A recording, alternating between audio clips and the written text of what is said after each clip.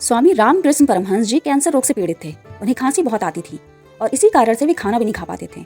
स्वामी विवेकानंद जी अपने गुरु जी की इस हालत को देखकर बहुत दुखी होते थे।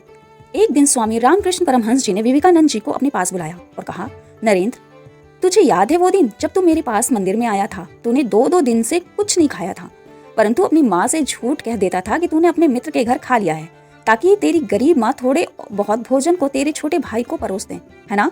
नरेंद्र ने रोते रोते सर हिलाकर हाँ कह दिया।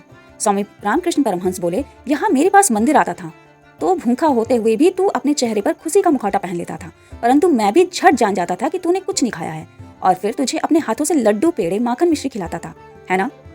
नरेंद्र ने सकबकाते हुए गर्दन हिलाई। अब रामकृष्ण परमहंस मुस्कुराए और उन्होंने पूछा, यह बात मैं कैसे जान लेता था? यह तूने कभी सोचा है? नरेंद्र सिर उठाकर परमहंस को देखने लगे। बता ना, मैं तेरी आंतरिक स्थिति को कैसे जान लेता था? नरेंद्र ने कहा, क्योंकि आप अंतर्यामी हैं गुरुदेव। रामकृष्ण परमहंस ने पूछा, अंतर्यामी किसे कहते हैं? नरेंद्र ने कहा, वही जो सबके मन की बात जान लेते हैं। परमहंस जी ने पुनः पूछा, कोई मन की बात कब जान सकता है? नरेंद्र ने कहा, जब वह अपने मन में ही विराजमान हो। परमहंस जी ने हंसकर कहा, अर्थात मैं तेरे मन में भी बैठा हुआ हूँ, है ना? नरेंद्र ने कहा, जी, आप मेरे हृदय में समाये हुए हैं।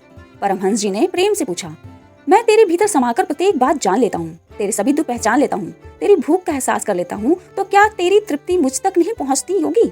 नरेंद्र ने आश्चर्य से पूछा, तृप्ति?